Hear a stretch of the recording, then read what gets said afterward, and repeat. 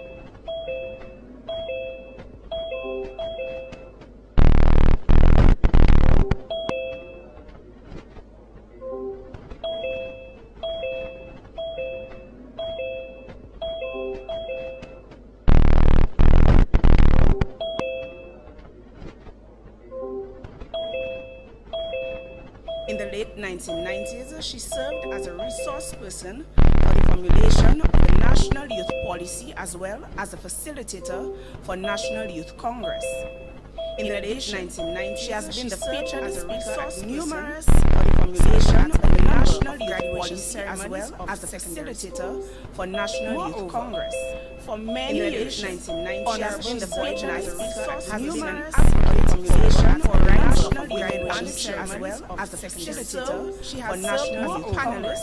On a number of years, she has been the featured speaker at numerous for the formulation for National Youth Policy as well as a facilitator for National Youth Congress. On a number of years, she has been the featured speaker at numerous for the formulation for National Youth Policy as well as a facilitator for National Youth Congress. On a number of years, she has been the featured speaker at numerous for the formulation for National Youth Policy as well as a facilitator for National Youth Congress. On a number of years, she has been the featured speaker at numerous for the formulation for National Youth Policy as well as a facilitator for National Youth Congress. On a number of years, she has been the featured speaker at numerous for the formulation for National Youth Policy as well as a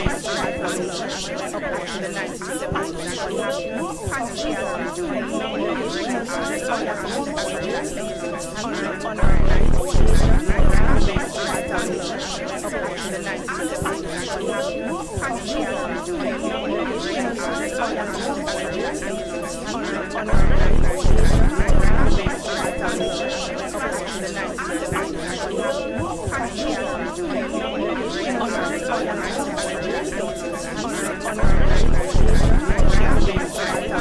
for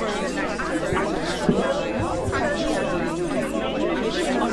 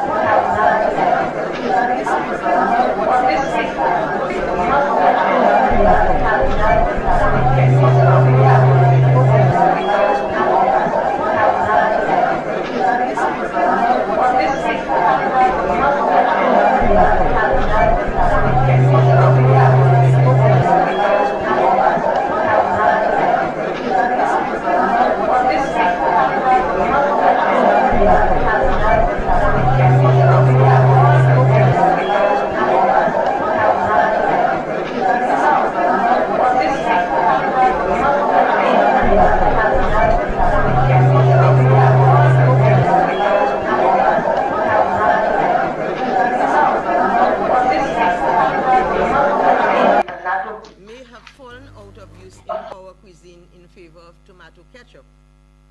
However, the Calinago not only used that red liquid made from these seeds to color and flavor their food, but also to dye clothing and to be used as body paint for their various rituals. With the French influence came the use of herbs and spices for seasoning and flavoring foods. Cooking methods such as sautéing, or in Creole we say rousseing meats, before adding liquid to make stews was also a French adaptation.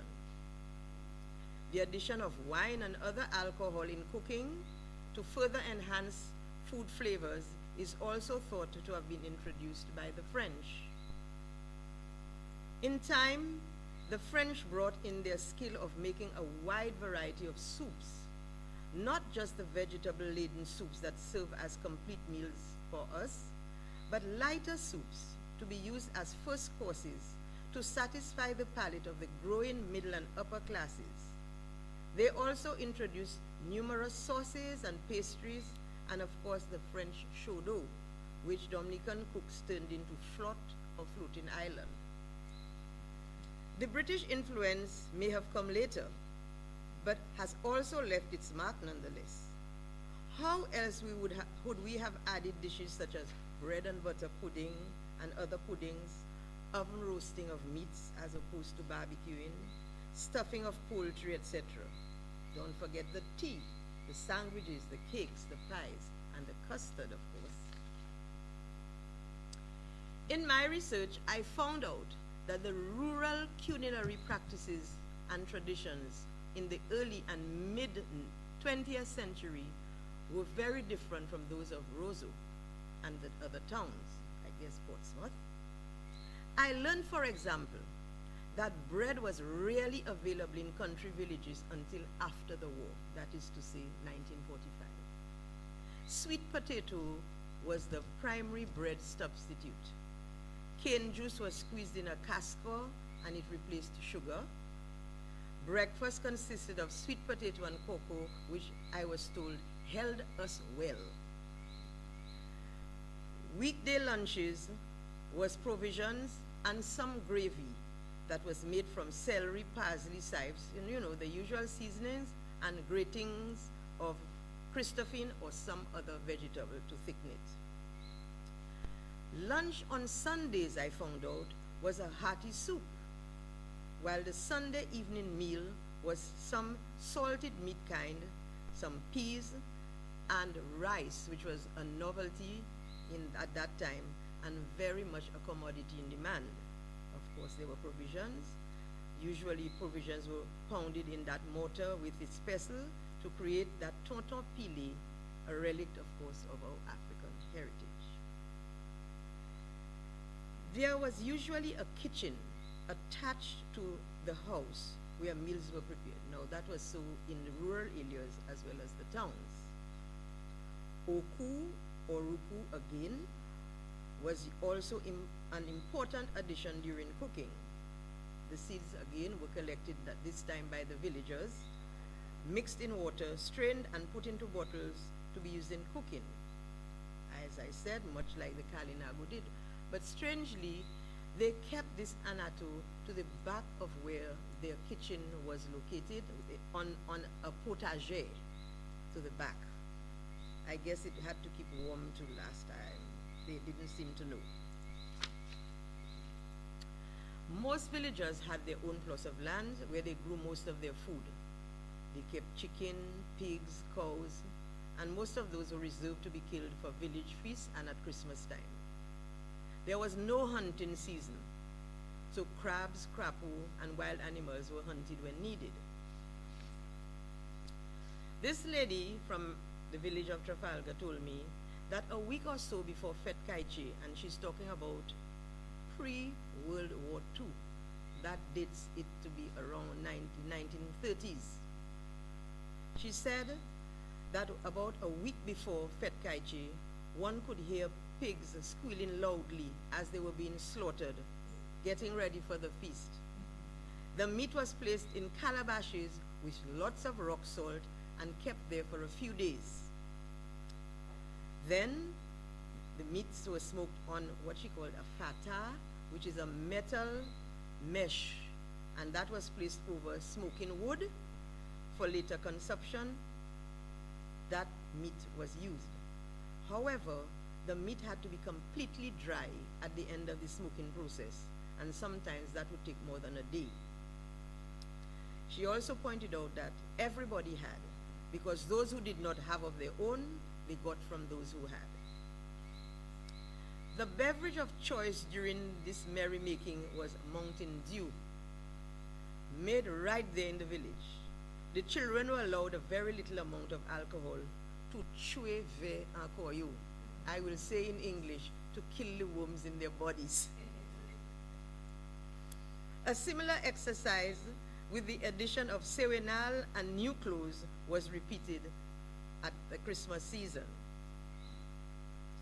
Until perhaps the late 1950s, people from surrounding villages such as Mont Prosper, Foncani, Loda, and Point Michel walked to and from Roseau every day to work and attend school.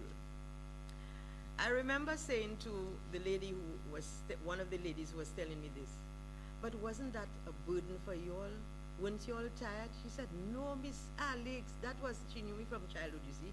That was such fun. That's the time we got to play with our friends. You know how long we took to come from school?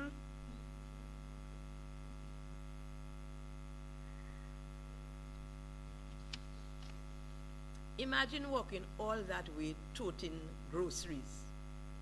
It is no wonder then that village folk ate pretty much what they produced themselves. As one can well imagine, folks of Roseau and environs were able to enjoy a slightly different diet and a slightly different lifestyles from those living in rural areas. They had access to foods and services not available in the country parts, mainly through their employment in homes and business establishments. One such food that they had that the country folk did not have was, of course, bread. Many villages had no bakery or even an oven. Although as early as the late 19th century, stone ovens and cooking areas known as potagers, made of stone and mortar, were becoming commonplace in all the West Indies. These potagers were to be found mostly in the homes of the rich and the well-to-do. Of course, as such ovens became more commonplace, especially in bakeries that were being set up, this facilitated a wide variety of breads and cakes, pies, and other baked goods being offered for sale. Later on, most homes in the Mulat Roseau class would of course have these built into their kitchens, which were separated from the house. Business places were growing in number in Roseau and needed employees. Maids were needed for households, and gardeners and stablemen and groomsmen were also needed. The population of Roseau was growing. Persons who had migrated, note the word migrate because it was country and Roseau, from the country, as it was then termed, enjoyed a type of quid pro quo arrangement with their country relatives. The Roseau folk would get regular supplies of produce from their country family, and in turn, the Roseau folks would put the country family members up when they overnighted in Roseau.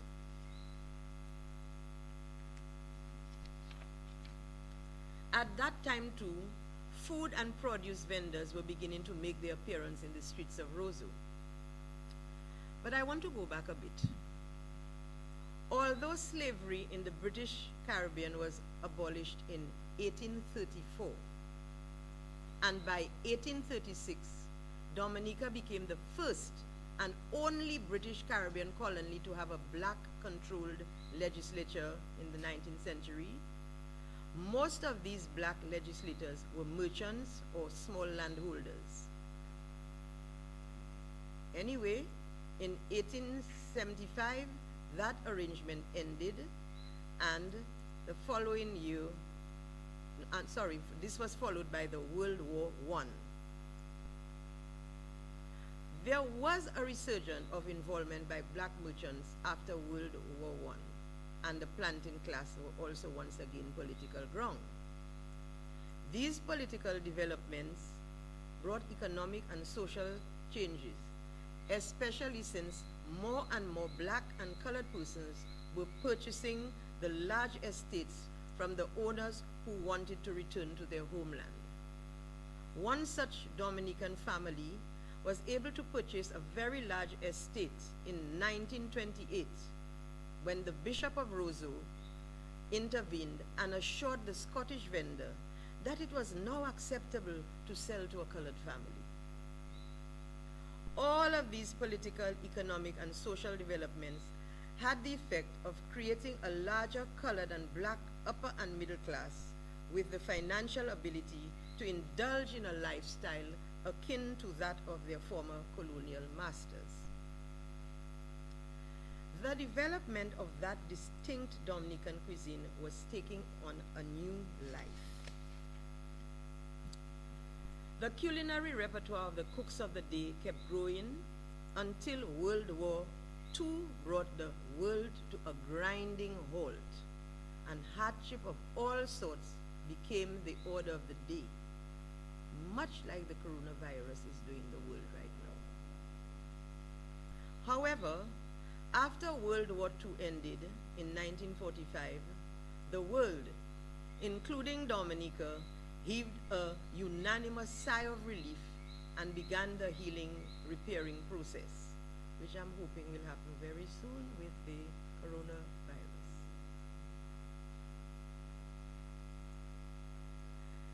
Like the rest of the world, Dominicans found themselves having to cope with severe food shortages, which continued long after the war ended.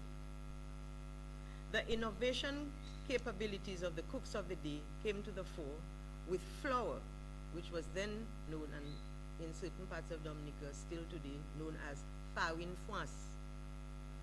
Flour substitutes were being developed. Plantain and breadfruit flour, for example, became very much the order of the day and used in place of farine froisse. Coconut oil was used in place of butter, and a host of other ingenious substitutes were created to keep life going and to keep the traditional Dominican cuisine afloat.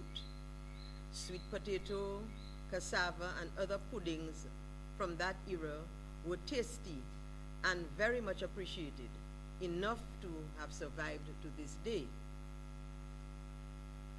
From my earliest childhood memory, I recall having electricity at home and in the streets, but power came on in the evenings and was turned off in the mornings. I recall that it was only on Thursday that there would be power during the day.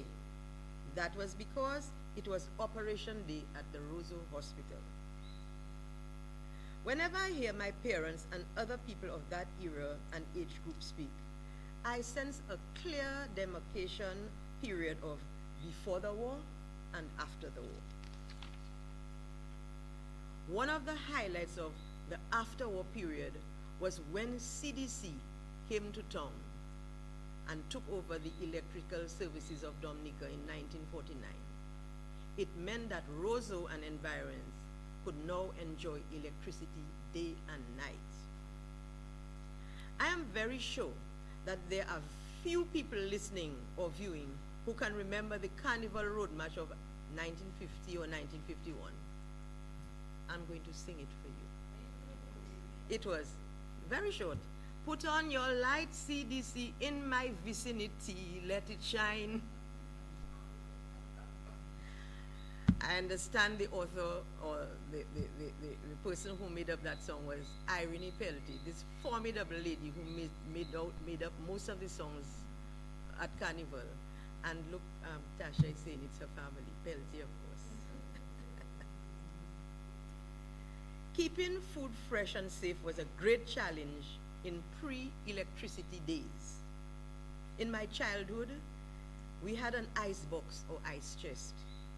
The ice box was a huge wooden box lined on the inside with tin or zinc.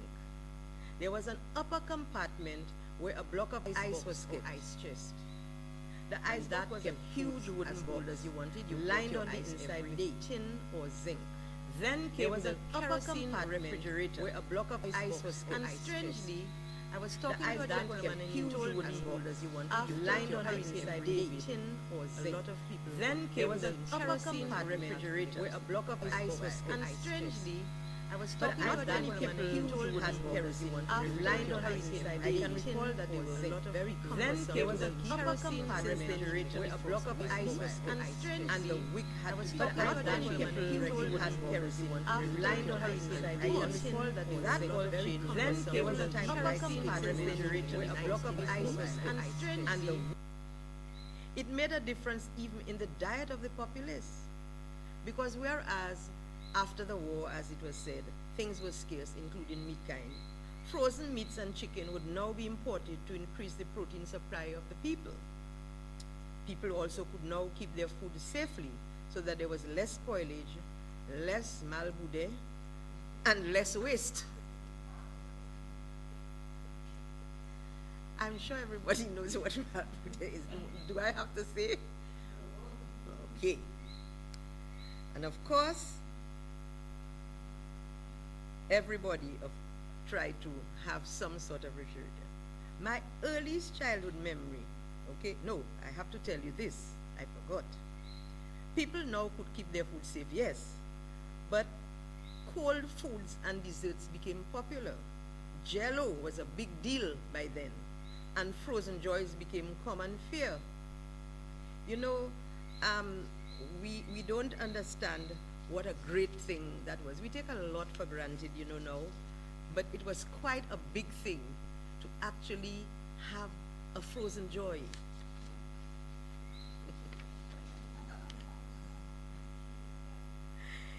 I remember, for example, one of the persons who made frozen joys and we as children would go to buy, from when we were at school, was Mrs. Grell, Mrs. Liege Grell, who lived where the Campbell Phillips house on Bath Road is.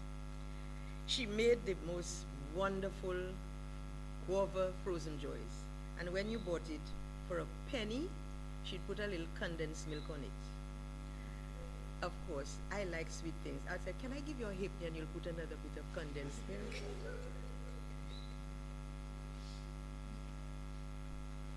My earliest childhood memory of cooking is observing the preparation of ingredients for making black pudding. I must have been about 4 at that time. I do not recall eating black pudding. I don't even think I liked it at that age. My love for food and cooking came through the sweet root, of course. My culinary interest, if I can call it that, began gathering when I was about 5 or 6 years old. Our next door neighbor, Mr. Johnson, made teardrop sweets to sell. Every morning very early, I would go over to help him. The sugar would be boiling away by the time I got there in this very big enamel saucepan, and Mr. Johnson would add the essence and the coloring. He had no thermometer or anything, but he knew exactly when to pour the boiling syrup into the metal molds. They cooled pretty quickly, and Mr. Johnson would invert them on the marble countertop and would dust them with icing sugar. Icing sugar was made from putting whatever sugar they had in a marble mortar, and the pestle was also marble, and that is how they pounded it to get the icing sugar that they used to dredge these sweets. My payment for helping was the broken teardrop pieces. Now I'm going to tell you all a story. I wasn't going to say it, but I think true confession, they say, is good for the soul. Mr. Johnson's wife, Mrs. Johnson, was blind, and he had to be checking on her occasionally during the process of making these sweets. There was one day, there were no broken teardrops. I was not going to get paid. So I said, Mr. Johnson, Mrs. Johnson is calling you, you know. And as he went, I took the ham and I pounded. I made my pay, in other words.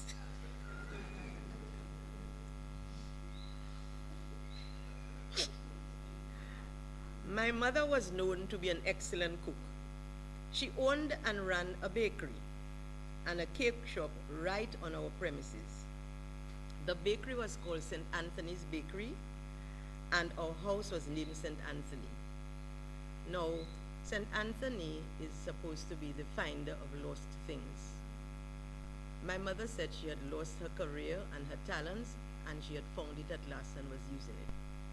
That was her vision of why she named her place St. Anthony. The lot on which our house was built was quite long. It extended from Fields Lane and almost went into King George Fifth Street. To the back of the house was the pantry and kitchen extension. We also had a potager there. Now, do you all know what a potager is? A potager is actually a countertop in concrete, metal, mortar, and it had all these little squares like, cooker, burners, but they were coal burners. And there was one long tunnel under, so when it fell, you took it out at the other end. Now, behind that kitchen and pantry extension, there was a chattel house. We actually had a chattel house in the yard. And further inside the lot, that was where the huge stone oven was, with a chimney at the southernmost end. And all around that area was where the bakery workplace was. Bread, cakes, buns, tarts, and pies were made every day except Sundays. The bakers came around 11 p.m. at night and mixed the yeast, flour, and water in a huge wooden trough and left it to rise almost to fermenting stage. That is why I recognize that the pekasse, the local bread that we had in that era, had this sourdough taste. It was because the yeast mixture was left to ferment for a longer time than normal. So after it reached that fermenting stage, the rest of the ingredients, the flour and everything was added and was kneaded, and the dough left to rise for a second time. A large wooden lid covered the trough, which doubled up as a counter top where the dough would be rolled into the traditional shape known as pain cassé. The loaves were bushed with lengths of balisier leaves before being placed on a large pallet and placed in the oven to bake. Now, pain cassé, to the younger person's viewing this and present, were two little loaves that were stuck together. In Roseau, it was penny for it, but they made it a little bigger in Portsmouth, and it was 2 pence. Naturally, don't frown on that, because you know the gas that you buy in Roseau, the price you pay is not the price you pay in the country. So even then, people are aware that transportation has a cost. Now, by that time, the oven will be ready. What happened is that at the oven, somebody else, I guess while the bread was rising, they would put all the wood in the oven, as well as on the side. There's a side piece. They put it there, light it, get the oven really hot, and then by that time the bread is ready to go in the oven. They would sweep out the ashes from the oven part itself with guava leaves that they tied to like a broom, a guava leaf broom, if you want to call it that. And after they swept out all, they would then put in the bread. An interesting thing about that was there was something called a premier fourneau.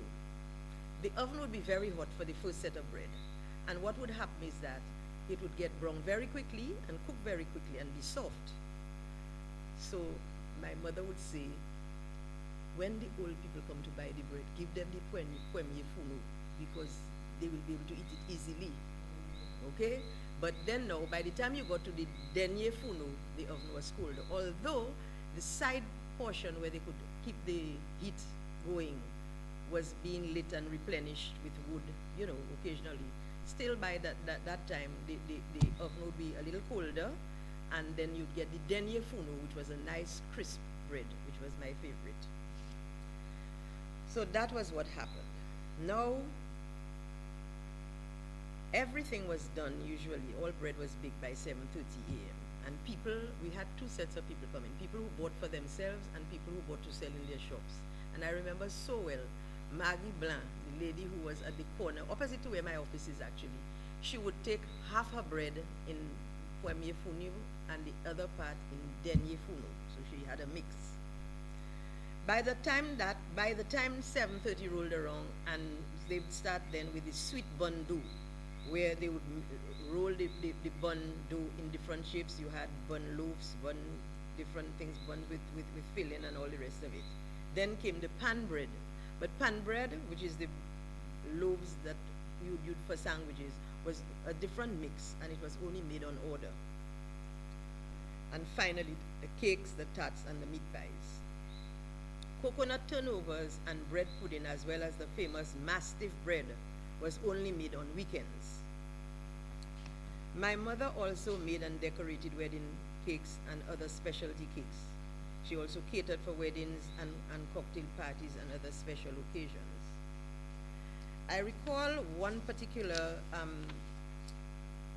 time when there was a taxi driver known as Jimmy Loda. He was from Loda, obviously, but he was a well-known taxi driver. There were two of them. There was William Bunch, who named his taxis Williama Buncha. But Mr. Jimmy Loda, when you would ask him, where are you from? He would say, I'm from Loda, an island surrounded by dashing swamp. And he was pretty right, eh? He wasn't that far from wrong. It might not have been an island. But Mr. Jimmy Loda, apparently, the Rockefeller people had come to Dominica on a yacht, and they wanted people to prepare some food for them. And they came to my mother, and my mother went and got all the lobster that she could and prepared lobster for them, and all these other foods that, you know, we don't see every day. And actually, they actually came off and thanked her for her the wonderful spread that she provided. Now, I can tell you, I have never tasted meat patties, because that's what they were called, meat patties, as good as those made in our bakery. To begin with, the meat filling was made by mincing cooked meat, then adding special seasonings. Today, mincemeat is used. I've never been able to get over the gritty feeling that you get from meat patties, meat pies they call them now. I guess it's not the same thing. But really and truly, if you've got a meat patty, I think I'll make some once and let you all do the comparison. I think I'll do that. Okay? Okay. So now we had a shop at the side of our house where all these big goodies were sold. And you wouldn't know the amount of friends I got just because, Alix, I'm coming to the shop, okay? I'm going to buy that and you give me that on it.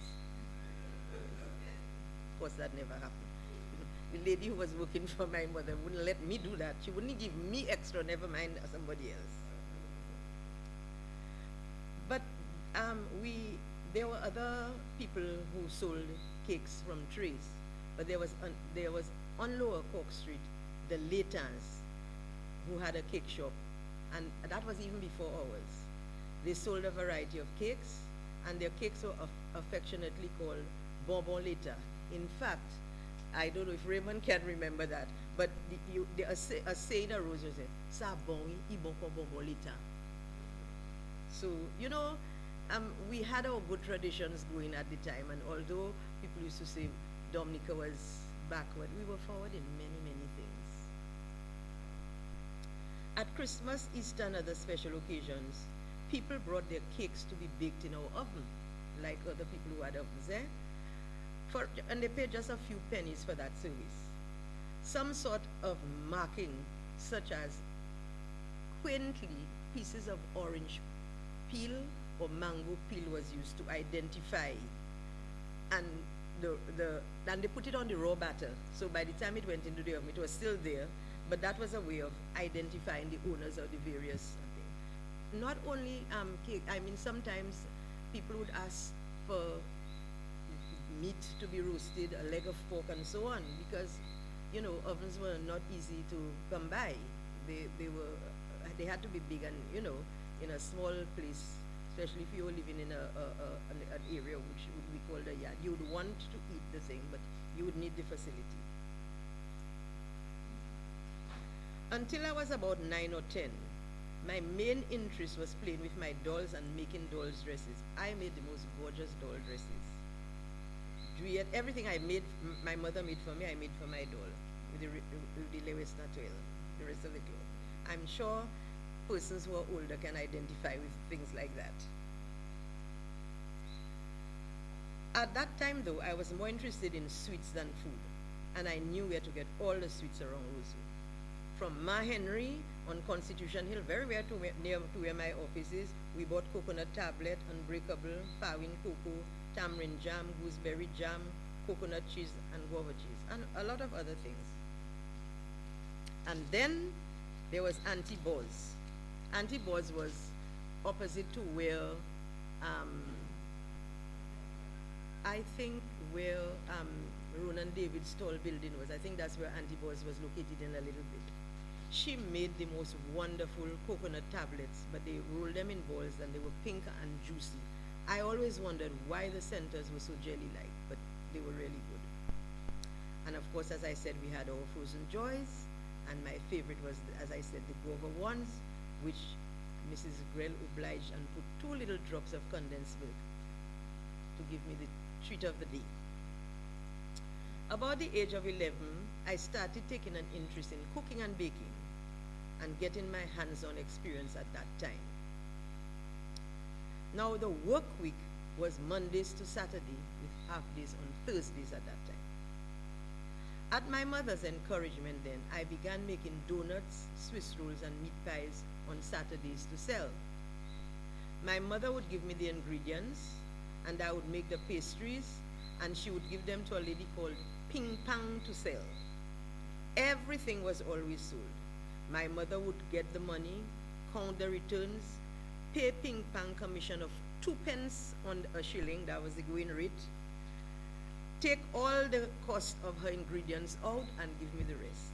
Usually I got about a shilling or 1 and 6, which was quite a lot in those days. And it has to be remembered that meat pies were 3 pence each. So, you know, naturally, such profit helped the cooking bug in me to take root. And I started paying attention to all the interesting things my mom was doing, which was quite a lot. So I will just stick to the culinary side of things. That's when I began taking serious note of culinary happenings and observing that there seemed to be an official culinary calendar which determined which foods were prepared for which occasion and season. But there was also what I would call everyday foods. A typical breakfast back in the day used to be cocoa tea, penny bread with accra or cornmeal pap, or some made with a lot of coconut milk. Lots of times people substituted coconut milk, but there was a time when UNICEF in its goodness used to send these barrels of milk, and children would get skimmed milk either through their school or somehow. It always found its way into the shops, although it was not to be sold. Magic happens. So traditionally, lunch on the weekday would be mostly fish, and fish was courbouillon, or brown stew with provisions and vegetables. The traditional fish courbouillon is made in a specific manner and tastes the same whether you have it in Guadeloupe, in Martinique, and back then in Dominica. Somehow, that special taste to which persons of my age group and older are familiar seems to have disappeared. The essence of a good fish courbouillon is first to soak the fish in salt, lime, and water as a brine. And then you wash it well after seasoning it and keeping it like that for a while, and then you season your fish. People back in the day, they did not cut or mince their seasonings. It was washed. So that you could take it out easily if you have to do your sauteing of your meat. So nobody really would dream back in the day, something called, what they call it, seasoning, that they put in the blender, they put everything. No, that was not the way. So what they did, as I said, they would put the fish first to soak, after they've cleaned it, of course, a salt, lime, and water brine. And then it would be washed and seasoned well with fresh seasoning, such as garlic, chive, thyme, hot pepper. We didn't have seasoning pepper in those days. And then kept it there. A bit of clove essence was sprinkled over and given it a good shake to amalgamate all the flavorings. I actually brought a copy of the fish bouillon recipe, and I also brought a copy of crab backs. That's my donation to the culinary tradition of Dominica, and I'm going to let Miss Joseph, Dr. Joseph, have a copy of each, and I used to keep these copies in my office long ago after my cooking classes on TV, and I would sell them for $1 each. Until my granddaughter came and realized what a great demand it was and started selling it for $5. Anyway, it's yours to give, so I'm going to leave them. That is the crab backs recipe as well as the fish bouillon recipe. Now, there was also what they called brown stew made with fish. Now, you season the fish in the same way, but what you did is you dredged each piece of fish after you shook out the seasoning well enough, and with flour, to which a pinch of curry powder was added, and you fried it, set it aside, and then I use whatever flour is left. I use it to thicken the sauce when I boiled the seasonings and liquid that made behind. And to get it brown, what you did was that you used a little coloring, and well, we used ketchup and a good helping of, you know, some nice pepper and lime. Okay, so that was the brown stew. Now, people ate fish almost every day, weekday.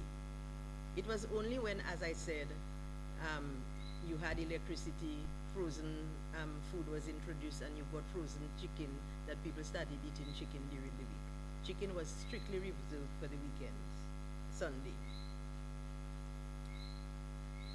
Now, when you actually cooked the bouillon, there was a process that you used. You put in your your tomatoes and your onions, and you sauteed them pretty well. And I remember this lady from Martin should say, she's going to do that until the tomato liquid dries up a bit. But you have to keep the fire really low so it does not burn. Then she'd introduce the fish. She'd put a row of the fish. You know, put the pieces on the big pan because they're using a big iron pot, and then you'd cover it to touffee it so that it would spring its own water and gravy. Then you'd open it quickly, turn each piece, and then cover it again. And then by that, remember, it's bouillon, it's a short boil, so it doesn't have to boil for a long time. By 5 minutes, you're ready to add your water and your thickening, put it on for keep it on for another 5 minutes, and boom, 10 minutes you have fish bouillon. Okay?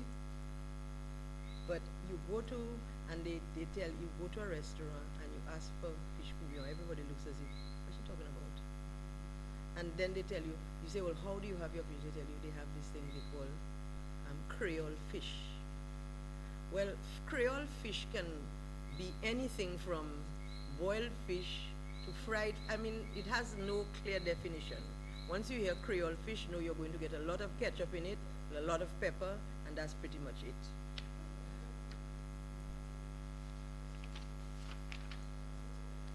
Now, another way that fish was prepared, and usually the thon, the round of thon, was something they called daube thon. It was a very popular way to prepare fish, especially if you could use it on a Sunday. So what was done, the center bones were taken away, the blood bits were taken away, and they were filled instead with chopped up seasonings, and sometimes some people would put a little bacon chopped up as well, and then they would put it in the baking pan, lather it with butter, and bake it for about half an hour. It was usually served with red beans. Broth or broth and other soups were also used during the week. broth, of course, was made with meat kind, whereas broth is usually fish. But I know people who insist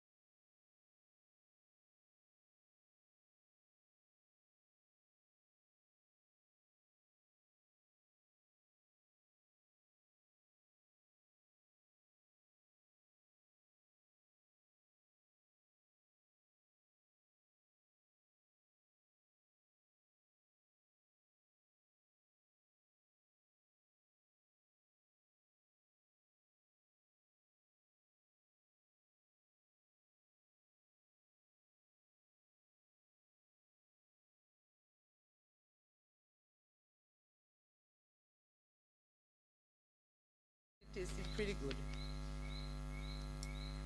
So that was mess. Now Sancoach has become very, very popular. And the thing about Sancoach, it was made before, but what was called Sancoach was any soup to which a good bit of coconut milk was added. I have seen people say that coconut milk is not essential for Sancoach. I guess, as far as I know, Sancoach is the same mess and other soups that you make, but with coconut milk. And the other thing is that my favorite Sancoach is the one where saltfish is the salaison.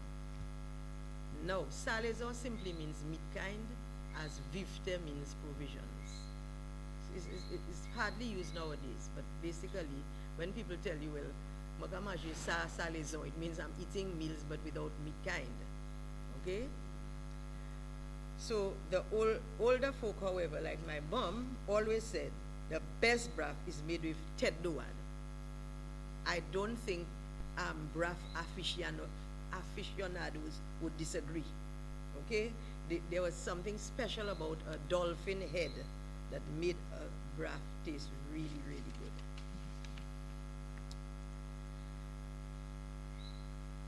Now, we've been talking about soup. But there are people who will tell you there's none to beat our renowned national dish, our callaloo soup, of which there are so very many variations.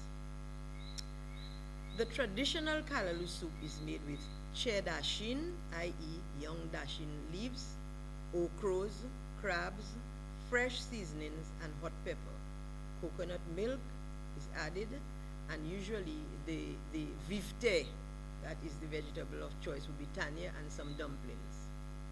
However, variations are known to include smoked meats, pigtail, snout, and a mixture of other ground provision and God knows what else. In fact, somebody told me that she doesn't like to eat her callaloo soup unless it has some pumpkin in it. Different strokes. Saturday in Dominica was a full working day until the early 1960s, when Saturday became the half day and Thursday became a full working day. So we switched from, so you worked 5.5 days. Okay? Thursday would have been the half day earlier on, and then it switched to Saturday, so you had a little time for weekend. Now, when Saturday became a full day off, that is when we got, well, work emancipation, you'd call that. Anyway, you had your full Saturday, you worked Monday to Friday, and then you had your full Saturday off. That's when a new custom arose, which still exists today, where all restaurants have an extended menu of soups, broths, and other traditional dishes, such as black pudding, sauce, fashin, saltfish and green fig, and pilau. I call it almost a mini journée creole every Saturday, which is good and a wonderful way of keeping our traditional cuisine alive. Sunday was considered to be a special day of the week. Breakfast may include black pudding, sauce, fashin, or fried liver, which was very popular back then, ginger beer and mastiff bread were almost compulsory. Now I'm talking here about real fizzy ginger beer, not that chilled ginger tea offered all about in lieu of the real McCoy. The name is beer, ginger beer. It's supposed to fizz, okay? And there are several ways of accomplishing the fizz in ginger beer, okay? The main way, well, around this time every year, I start making my ginger beer. And that's how the older people made it. Because there was this lady called Nana.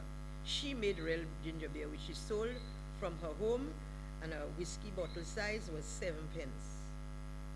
We used 2 every weekend at my house, in my household. Now, let me tell you, ginger beer is very simple.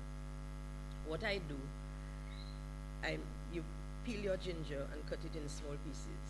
If some people, if they have a food processor, they want to do blend it or do something, you're going to get this very cloudy thing that's not very nice. Better to take your time and cut the thing small. Sharpen your knife and get it done. Put it in a glass bowl, pour boiling water over it, and leave it for a couple of days, 2-3 days. When you, after 2-3 days, you turn it out into your bowl, you put it to boil because I want every little taste of ginger out of that ginger. I'll boil it to a frazzle 3-4 times to get it out, and each time I'm adding the liquid to the posset. Then you sweeten it very sweet, you add clove. Now, I'm going to tell you all a little secret.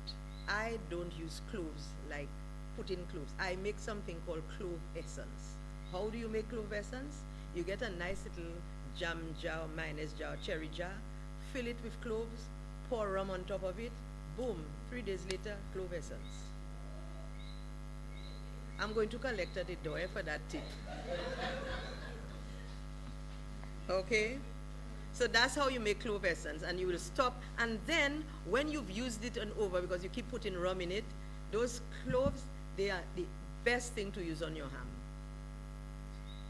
Because you've got most of the flavor out of it, so it wouldn't give that sharp clove taste to your ham. Okay? Hint, hint. No. So after I've got my ginger sweetened and I've put in my clove and my everything in it, I pour it in bottles and I put a pinch of yeast in each bottle. And in 3 or 4 days in the sun, I have my fizzy ginger beer. Sorrel I make pretty much the same way, but I'm going to tell you a very embarrassing story about me and sorrel. All my tragedies are around food. My daughter Amber was at Cave Hill. I lived in St. Lucia at the time. This guy was going on a government mission. I told him, boy, Amber going to be in Barbados for Christmas. Bring a bottle of sorrel for me now. I put the sorrel to ripe, so it was kind of ripe. I warned him. I told him, do not close the bottle tight, okay? Because it's fizzing a lot, and I had it on the fridge to stop the fizzing. So he takes it. He gets on the flight, goes to Barbados. They didn't have all these stringent things, you know, none of that. 9/11 hadn't happened yet, so we were cool. So he goes to his hotel, and he tells me he put down the bag. He made sure that he closed the thing because he didn't want it to spill. He closed the bag, and he's there checking into the hotel. All of a sudden, there's a massive explosion, and when he looks, he sees blood everywhere.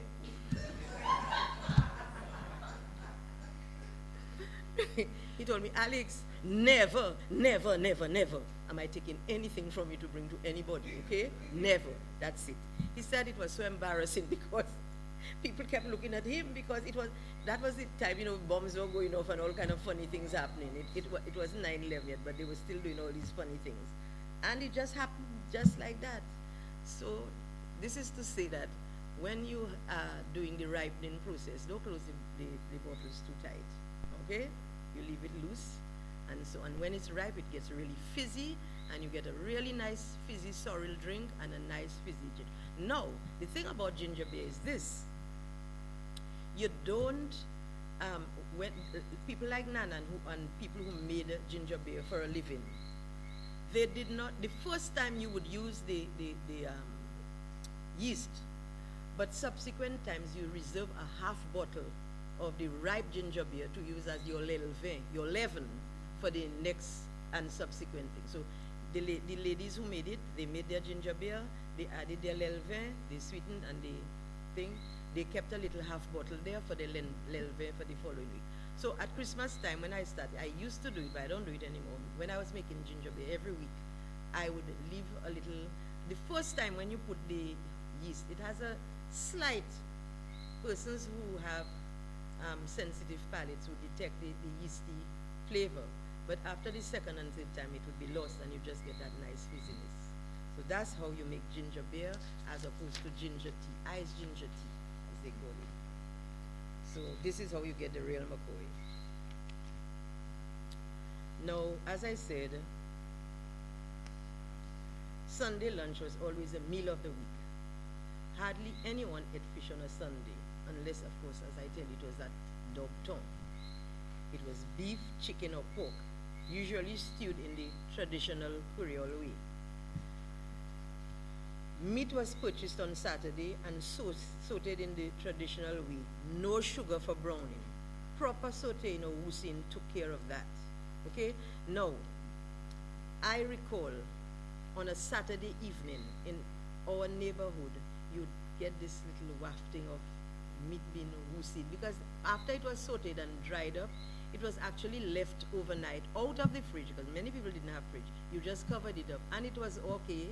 By next morning, you'd add your seasoning, funity and whatsoever, and then put it to boil.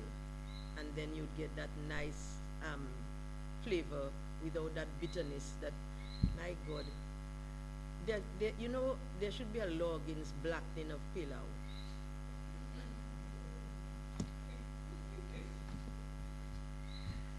It's not necessary. It doesn't take time to do the little sort wussing. What it does actually is that when you introduce the beef, pork, or chicken to the hot oil, okay, little bit with a little bit of lard or margarine.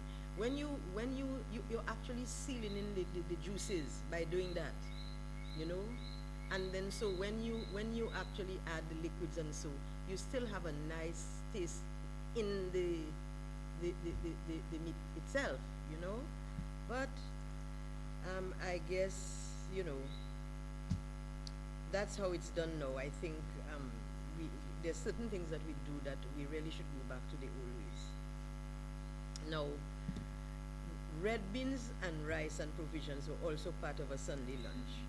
And many people served farine, which they used with the red beans. So that was like a side dish for the red beans. At my home, Sunday dinner was always crapo soup. Remember, there was no ban on hunting in those days. As a matter of fact, almost every household had something they called a back, which was concrete like you know, it was like a box, if you like, a concrete thing, and then it had a cover out of chicken wire or some kind of mesh, and it was divided in two, crapos on one side and crabs on the other side. So when you were ready, you just went and take it. You don't have to go and look for it, or one can catch it and risk being run over by vehicles or anything. Like, you kept it right there. And lots of people had it. We had one as well. So as I said, everybody had this back so that they can use it when they need it. I don't know if it was the case in other islands, but we had this extraordinarily peculiar extra meal we called afternoon. An afternoon consisted of lime squash and bread with cheese or just plain butter, or bread and bread for that matter, because I really like percasse. My home was very near to a shop, and my brother and I would go in the shop and we would go with our hot bread that just came from the oven. Go in the lady shop, go at the back, dip the bread in the cooking butter, that was in a pail. Now that was real Irish butter, no margarine there. It was real Irish cooking butter. And then open the bag of brown sugar and dip it in it. To me, that was one of the nicest things I recall eating in my childhood. Seriously. Now, what happened with this afternoon was children came home from school. It was 3:30. And I guess they'd be hungry, although they went home for lunch, because you went home for lunch and came back. But then 3:30, there was afternoon. Everybody had their afternoon. And I had this friend, okay? She would be running up the steps of her home and she'd say, "Good afternoon, my afternoon." So everybody knew, I almost said her name, was coming and she needed her afternoon. Talking about lime squash. Lime squash was the drink of joy. Nowadays I hear people calling it lime juice. I figured that you can say orange juice because there's a great deal more orange juice of the orange than water. But in lime squash, you have a lot more water than you have juice. So I guess that's why the name of lime squash is different from all the others. The others are juices, but this one is a squash. Anyway, lime squash was the drink of the day. I mean, I remember, we had lime squash and we were so happy with it. We didn't have juicy, we didn't have Coke, we didn't have, occasionally, they had soft drink factories, but they put them in these green bottles and they weren't very nice. So people used to order there was a two-way trade with Barbados. We sent over the oranges and the mangoes and everything, and the very people who sent over these things would have their counterpart in Barbados send them. It was called, the company was BBC. So you had BBC ginger ale, BBC soda, and afterwards they brought on a BBC red drink. That's the closest thing we came to soft drinks in that era, okay? And I must say that one of the things that I've observed is that, and I've wondered really, whether the modern day prevalence of hypertension in our country is due to the disuse or unavailable of limes. Because as a child, I don't remember anybody suffering from high blood pressure. I was a young girl, knowledgeable and aware, and I didn't see many people suffering from high blood pressure. And I do know, if with my evening meal, which I have before 6, I take lime with it, lime squash with it, I'm asleep by 7. Which I suppose a doctor once told me that's probably because my pressure is on the lower side of normal, and the drinking of this just adds to it, and I get low blood pressure, I guess, which is not a bad state really. So now I want to talk about our centenarians. Our centenarians are our pride and joy. We know that there are things in and about our nature island that promote longevity in our nature islanders. We know too that their diet plays an important part in their living a long life. The abundance of fresh water. After all, we do have a freshwater lake, so we're entitled to say fresh water. The abundance of fresh air and the abundance of fresh foods. All of these surely contribute to the longevity of our Dominican people. From interviews with our centenarians that I have heard, their diet seems to be one mainly of fresh local foods, of any meat, poultry, or fish that would be available. The emphasis seems to have been on fresh. They freely ate whatever the rich Dominican soil provided, be it meats, fruits, and vegetables. I don't recall ever hearing any of them singing the praises of macaroni or professing to be vegetarians or vegans, nor do I recall any of them swearing off alcohol. They all said they regularly had a drink or two, and some have even mentioned that they smoked their tobacco in a pipe, and they did that all their lives. Common to all, though, was that they insisted that they walked a great deal and had worked very hard. Most remain active and alert throughout their lives. And I'm sure, like me, many wonder what really is the secret to a long life. One of my family members regularly traveled to South Korea over a 10-year period.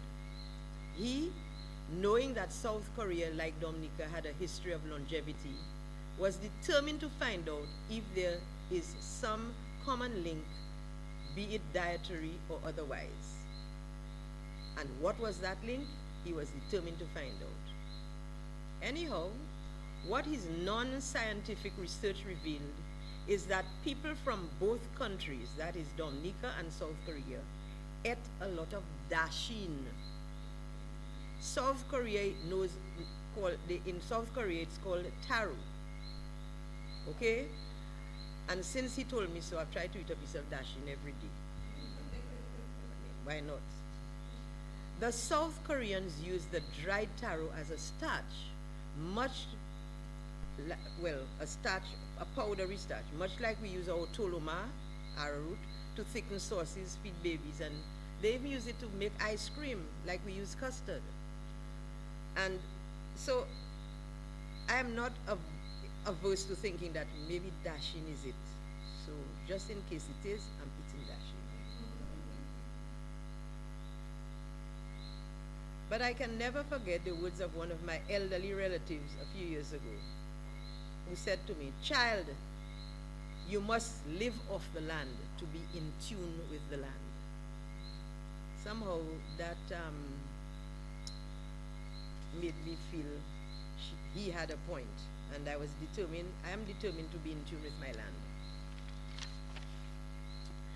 Now, we have traditional seasonal foods. Dominica's unique and extremely wide array of locally produced foods, be they vivete or salaison, i.e. meat kind or provision, is legendary and lends itself to the creation of a prolific variety of traditional dishes that have over the years become associated with certain seasons and feasts. Some examples are, for New Year's, rice and black-eyed peas. I think that's all over the world. The larger families would opt for roasting a suckling pig at New Year's. The stuffing was black pudding, but thickened with farine instead of bread. Carnival, callaloo and crab, pilau, barbecued meats, chicken and fish, various soups and broths. Independence, everything but the kitchen sink.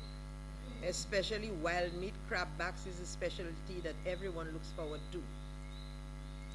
Okay? Christmas, also every meat kind possible, including white meat and smoked meat, were available. But one of the things about Christmas, mostly in the rural areas, but also in the towns, almost every household would have a huge pot of soup made with smoked meat, cabbage, babaole, and it would either be eaten before or after midnight mass. Specialty drinks are a big part of our Christmas fare. Proper sorrel, proper ginger beer, as I say, not ginger juice. Punch or creme is becoming popular, but there used to be something called shrub, which is a kind of orange liqueur. That was very, very popular. And of course, shodo.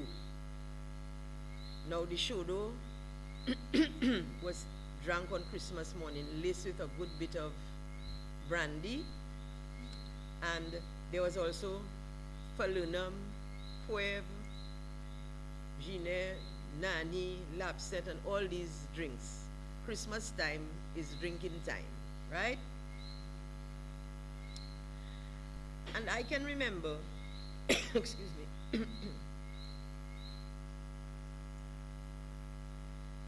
that very salty ham that came encased in tar paper. Who among you here can remember that? Or you're also very young that you all know nothing about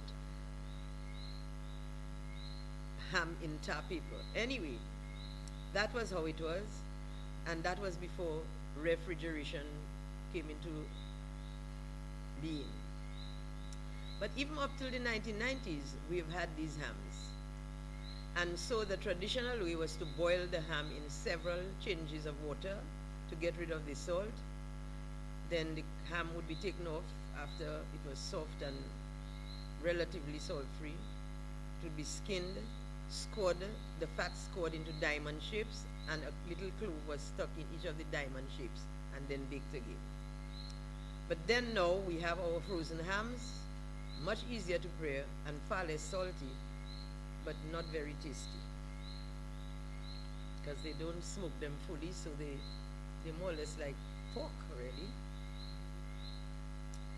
Some say the pièce de résistance of their Christmas season is fruitcake. And I know very few people who dislike that alcohol soaked rich black blob that we call fruitcake. And there are other folks, I won't say they're leaning. They tell me, you can put a lot of alcohol, on the cake. It will evaporate. That's the only form of alcohol, you see. Even First Communion had its own tradition, cuisine associated with the event. In the early days, when youngsters had to fast for the first time from midnight and then go to Mass to receive their First Communion, the next time they ate was after Mass. So they'd be very hungry, and so they were given something very nutritious. This was the shodo along with a sponge cake. Nowadays, in spite of there being no fast requirement, I still understand that shodo, and in fact I've witnessed it in St. Joseph, shodo and sponge cake are still given to the young ones after their First Communion. Talking about seasonal foods and occasions, who can forget tournament time? Or rather, I should say, who can remember tournament time, because we are all so old who know about it. Most people came for the food and drink rather than to watch the matches. Booths with food and drink for sale lined the perimeter of the cricket field in the botanical gardens. My mother's booth was situated at the far northeast end and of the gardens. I actually drool when I remember those pork cutlets that Vaio used to make for these occasions. I've never had them since, regrettably. And the water ice, oh my goodness. Water ice is churned fruit juices that they do them in the ice cream tubs. They get, like sorbets, you call them sorbets, I guess. But we in our unsophisticated way back then, we called it water ice. And my favorite was fouez, raspberry, and barbadine. It was during one of these tournaments, the delectable peanut-shaped and flavored sweet was introduced to Dominica. They were promptly christened nylon peanuts. None of you all here would know about that. But that was such a big thing in Dominica when nylon peanuts, you know what they called it? Nylon had just come in. So the sweets had just come in, so they called it nylon peanuts. Okay, I want to talk a little about street food then and now. Like everywhere else in the world, what is now known as street food forms an important part of a country's traditional cuisine, and Dominica is no exception. Am I going over time? You did tell me. Okay.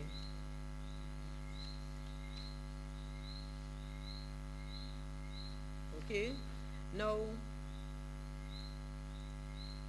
one of the things that one of the main street foods of Dominica was something, the same shodo, but they introduced a dollop of whipped egg white on it, and they called it floating island or flot, and they were sold from trays. Okay.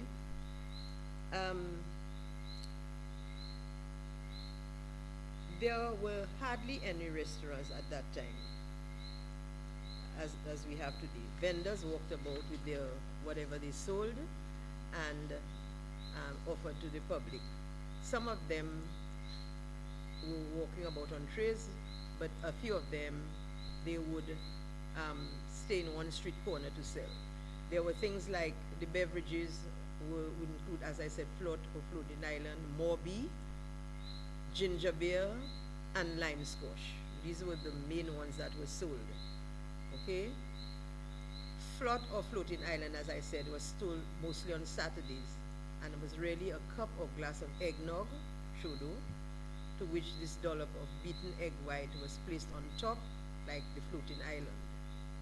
The egg white was beaten until very stiff, and very, very hot, usually guava jelly, would be added to stabilize it, so the float island stayed intact. Another French derivative was beignets. I've not seen beignets in years, but I recall beignets being made and sold at carnival time under Mr. Cressy Winston's veranda close to my home. Beignets are actually balls of choux pastry dropped in hot oil and fried quickly, then tossed in sugar.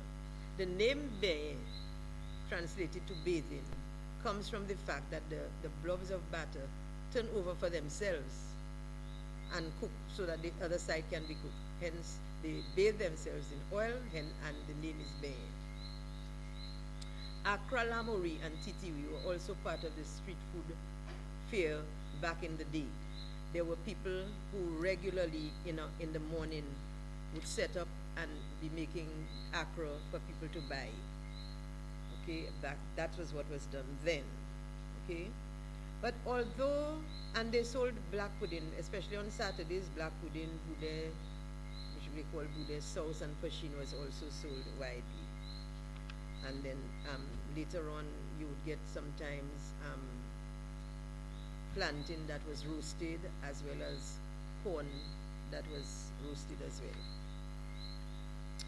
Now, while it wasn't street food as such, it really would be remiss of me not to mention Pooney's food shop it used to be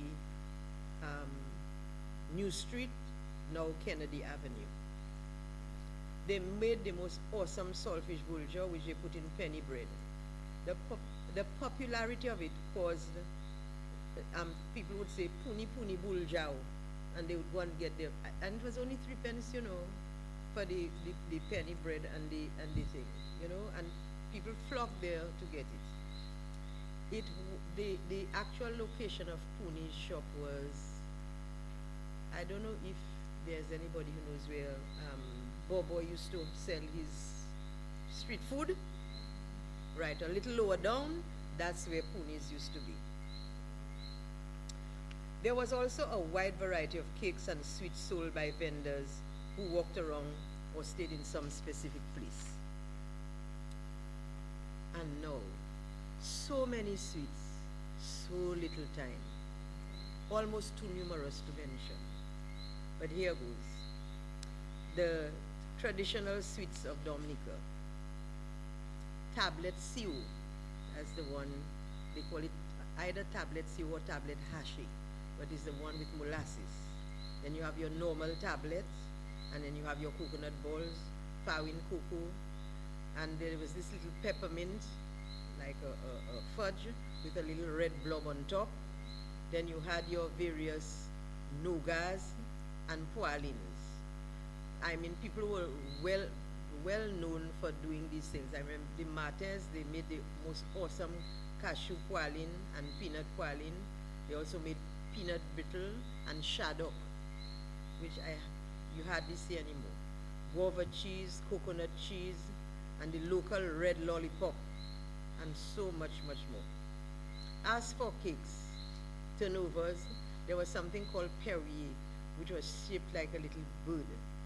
And then we also had soda bun, lababad.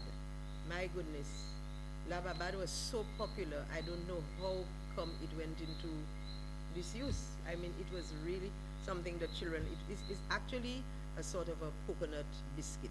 That's the closest I think I can describe it. But it was good. And so you had your rough cake, rock buns, fine cake, tarts, and again, so much, much more. Gwen pain or breadfruit was also another street food with vendors going around Roseau shouting, Mweni Gwen Pesho. So people got their Gwen Pe. Today's street food has evolved considerably, but I do believe many of the characteristics of our traditional cuisine is interwoven into these new offerings. I'm thinking of the stuffed bakes, the roast plantain that is stuffed with saltfish sometimes or plain, the roast corn continues, and many similar foods such as black pudding, sauce for sheen, tarts, pies, cakes. You know, they're still around, and sweet bread as well. But you know, it's not just about cooking up and producing these foods for sale.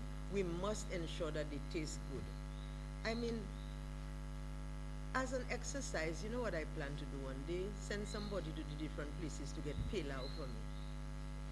My goodness. Pilau, so much of the pilau that you get is just rice and coloring. It's not right. We can do better than that. And you know who I blame? The purchasers. If you accept mediocrity, you'll get mediocrity. And of course, you know, like everything else, it will get more mediocre as time goes by and will end up tasting pretty bad. And it will be the purchaser's faults. There are several instances where our traditional methods have been discarded at the cost of taste. One such, of course, I pointed out before, is this proper stewing of meat. As my mother used to put it, a lost art sacrificed under a pot with sugar burnt in oil. Another is the use of powdered seasonings by these restaurants, and to my mind, excessively. And you know, even housewives or people cooking in their home, they've got into the habit of grinding seasonings. They buy all the seasonings and they grind it up and they keep it in the fridge and they use it on everything. So what happens? You wouldn't know if you're eating red beans or stewed meat. Each thing deserves to be treated nicely. Food is something that you have to treat good for it to treat you good. It's a reciprocal thing going on there. And I don't think many people realize that. But people who like food would accept that and do what they have to do. And so I'm suggesting that, you know, just use the season. How much time it takes to put a few sprigs of this and that to put it in the pot for what the particular taste of what you're trying to achieve, as opposed to people like me. I would never dream of using celery in fish, but I'd put celery in my pumpkin soup.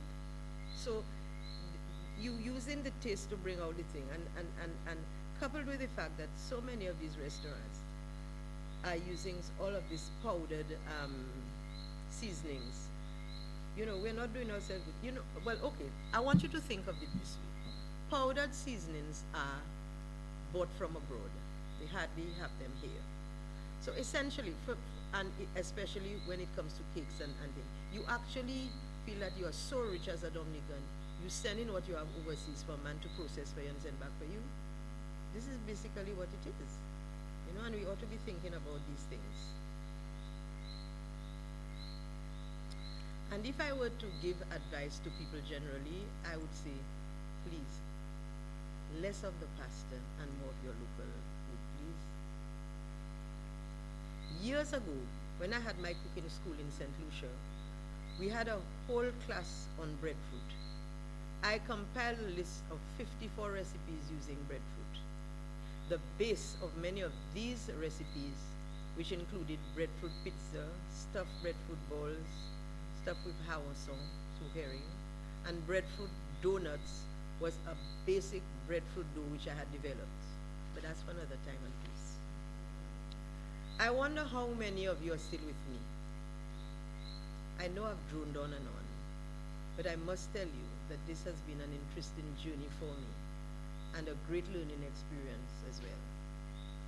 I trust that I have gotten you more interested in our traditional culinary efforts, and you have enjoyed this presentation. I really need to thank the persons at U.W.I and the Cultural Division for pointing me in the direction of this awesome journey. But before I go, I need to say this. Prior to this evening, I thought my greatest culinary achievement was cooking fish bouillon on Chinese television in the presence and on the program of the most popular chef in China. To me, that was the highlight of my culinary career. But no, not anymore. It takes second place to tonight. And so I want to thank everybody for their patience and attention, and I ask God to bless you all. Thank you.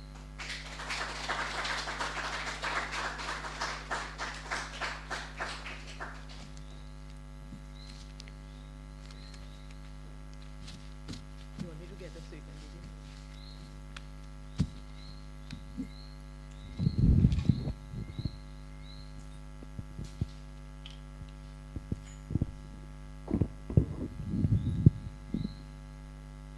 Thank you. Thank you very much, Honorable Alix Boyd-Knights, for your presentation. Thank you very, very, very much. It was very insightful. And I'm looking forward to those recipes that you promised me. I will not be charging for it, but if people are interested in coming to collect a copy of the recipe, we will be grateful. We are grateful to you for providing those, and we will be sharing them with people.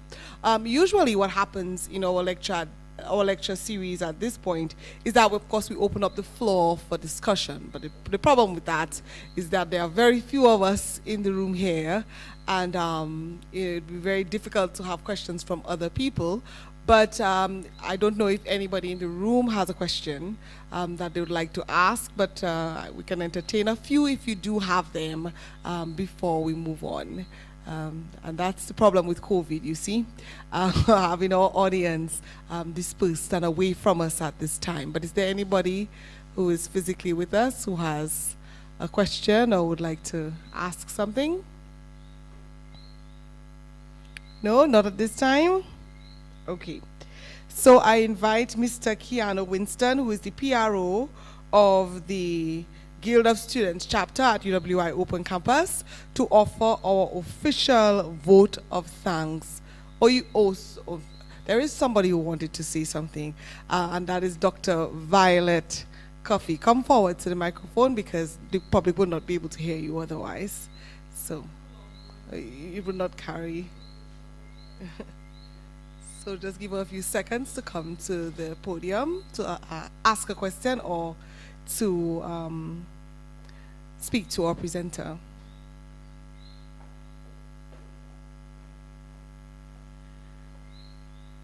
I don't know if it's a question or more of a request, because I think we had such a wealth of information coming from you this evening, and I always wonder how we can capture all the knowledge from our elders, our professionals who have such wisdom. And my question really, or request, is how do we bridge the gap with people like yourself who have so much information that we, those who are following in your footsteps, don't have, and that we work with the younger ones to pass it on? What advice would you give to us, or how can you maybe present that in some form of archive that we can have access to as we continue to pass on the legacy of our elders to the younger folks that we work with? Oh dear.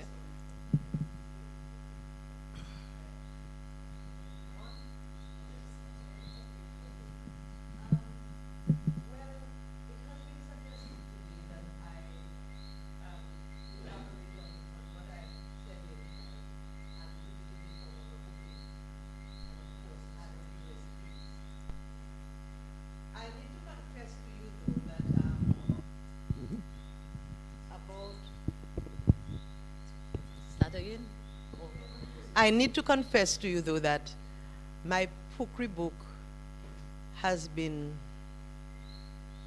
53 years in the making. But my children have decided that they are finally going to do something about it, because all the information is there, it's just to put it together. But I think this exercise that I undertook, I can add to it few recipes as well and get it published. Is that something that...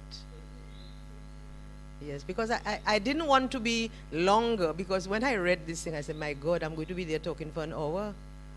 And I sort of said, no, I can't do people that. So I sort of took out a few things which I can add back in, and there are a lot of other discoveries that I made along the way that I would like to include as well. So that is probably going to be my next project. I love projects, you know. They give you a sense of purpose. Now before, can you receive this from me, please? You, I can give it to you and Raymond, but I think I'll give it to you. And you and Raymond can, these are the recipes I spoke about. The fish bouillon and the crab backs recipe. Thank you very much. You're most welcome. Thank you very much. I now invite Mr.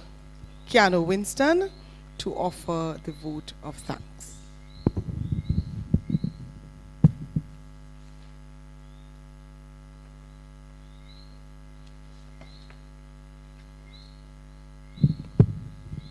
Honorable Alix Boyd-Knights, Speaker Emerita and presenter of tonight's lecture, members of Parliament present, Mr. Raymond Lawrence, Chief Cultural Officer, Dr. Kimon Joseph, Head, U.W.I. Open Campus Dominica, staff of the Cultural Division and the U.W.I. Open Campus Dominica, students, alumni and friends of the U.W.I. Open Campus who are listening live via DBS, Kyrie FM, Zoom, Facebook, and YouTube. Firstly, we wish to thank the Almighty Father for a good evening of good conversation. We thank Honorable Alix Boyd-Knights for accepting our invitation to present this F.E.O. Leblanc Memorial Lecture. Your presentation tonight was excellent, and your examination of our local cuisine was delivered with a unique, passionate style. As we observe our 42nd anniversary of independence, this topic is a demonstration of the need for us to choose to prepare and consume delicious local foods. Special gratitude is conveyed to the Cultural Division for sponsorship of tonight's event. We thank the staff of the division for its demonstration of dedication to public, non-formal education. We hope that this relationship that has been established between us will continue well into the future. We are appreciative of Calypso Monarch, Ms. Tasha Pelte, who sang the national anthem for us. U.W.I. is very proud of this young lady and what she has achieved in music and the performing arts in Dominica. Special thank you to the technical staff of the U.W.I. and the Division of Culture who have used the various teleconference media to ensure that the public could join us. We also thank the media organization who will disseminate the information shared. You are always present, supporting the U.W.I.'s activities, and we appreciate your effort. Last, but certainly not least, we thank you, the audience, members, for your participation in this lecture this evening. Most of you have joined us through the live broadcast via DBS and Kyrie FM, as well as Zoom, Facebook, and YouTube. Those of you who are physically here with us at the U.W.I. Auditorium, we wish you a safe journey home. Good night, and thank you, everyone.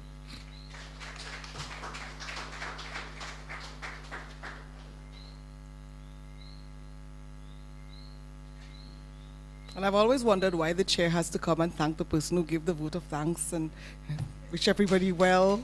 But I do want to offer my own thanks to all of you for being here, and also to our Honorable Alix Boyd-Knights for her presentation this evening.